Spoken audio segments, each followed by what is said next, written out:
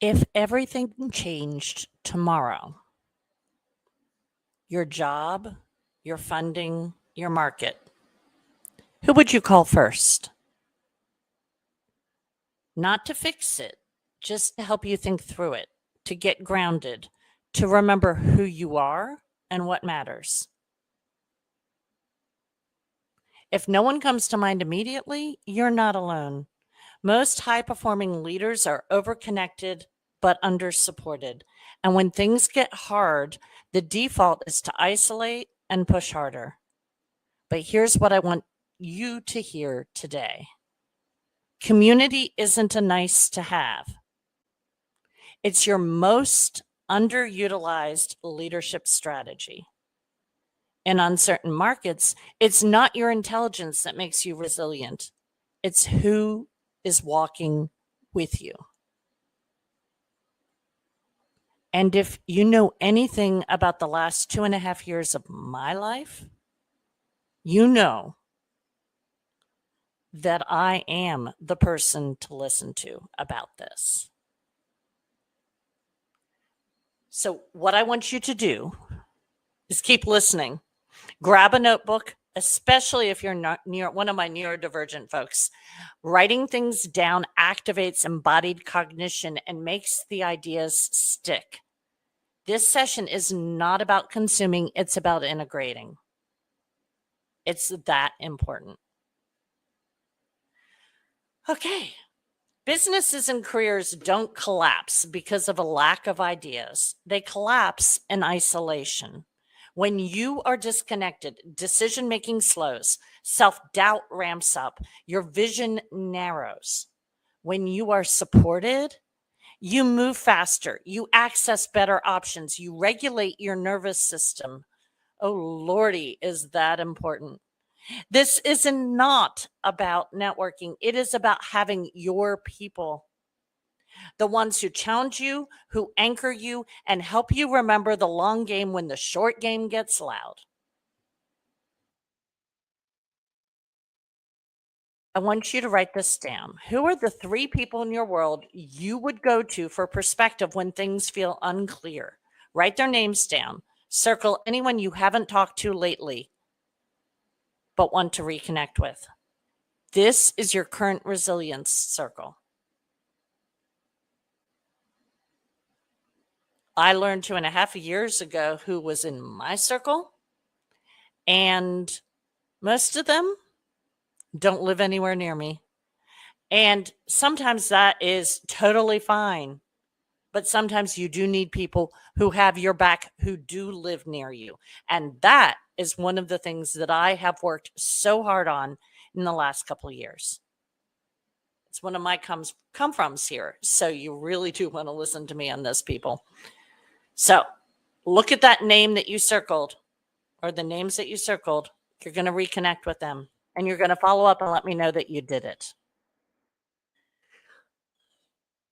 So let's think about this. We're building a leadership circle, not a social calendar. Here's what that can look like: a strategic peer, someone sharp outside your organization who gets the pressure, someone who's a perspective shifter. That's another kind of person you want in your resilience circle, someone who doesn't think like you. Then your emotional anchor, someone who reminds you to breathe, not just win. I am usually that person for most people in my life. The question is, who is that person for me? Then there's the accountability partner, not for the hustle, but for integrity to your own goals. This circle doesn't build itself, and it does not have to be big. It does have to be real. What kind of support do you avoid asking for even when you need it? That's a really huge one. It's something I actually was just talking with a friend today about how I was working on this one. Is it emotional support that you avoid asking for? Is it strategic support? Is it operational? Write it down. Then write one sentence about why. No judgment. We're just capturing the data. That resistance is part of the work. Now, support systems don't work unless they're simple and consistent. Here's what makes it work, especially if you are one of my neurodivergent leaders.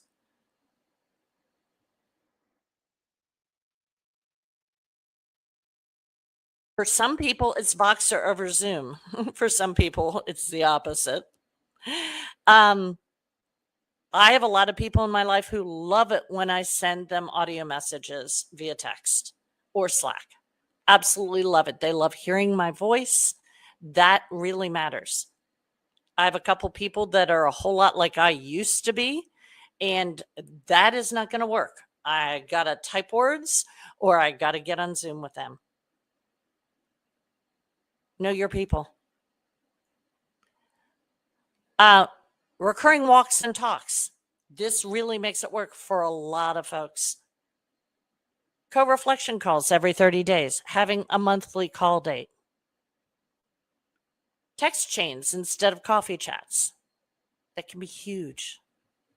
Design your system like you would design a product, functional, flexible, human, and meeting the needs of, well, kind of sort of your customer, meaning know what works for you and works for that person that is part of your support system.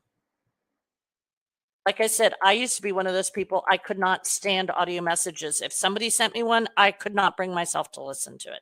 I used to be that way. I'm not that way anymore. And I love sending them to people, especially when I know they love them. But I also have a few really important people in my life for whom that doesn't work. And I know that. So I know what kind of messages to send them to check in. Now, I want to ask, this is another little mini assignment for that notebook you've got. What kind of support would change everything for you right now? Is it strategic, emotional, or creative? Drop it in the comments if you will, but for sure, write it for yourself in that notebook. Owning the need is the first move towards meeting it. So what did we cover in this little snippet? And I always do these super, super short because you don't have time and you don't have attention span. And I know that. Here's what we covered. Why isolation is the real threat in uncertain markets. How to build a resilient circle that keeps you grounded. How to make community a system, not a wish. Now, there are two ways to go deeper. One is my weekly email for sharp minds who crave grounded strategy, mindset shifts, frameworks, and prompts to help you lead long term. You want access to my Cocktails and Clarity newsletter? Let me know. And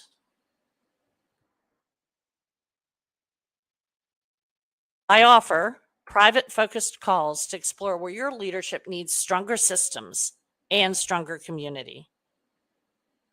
And that is definitely my superpower. We'll see what support actually looks like for your next season, because let me tell you, it does change for each season. So let me know. You can drop me a message in my DMs. You can actually just drop it in the comments if you'd like, but let me know if you'd like to get on a call. And if you are local and in Nashville and you want details about the community that I have created that gathers at a table on a monthly basis, you let me know about that too.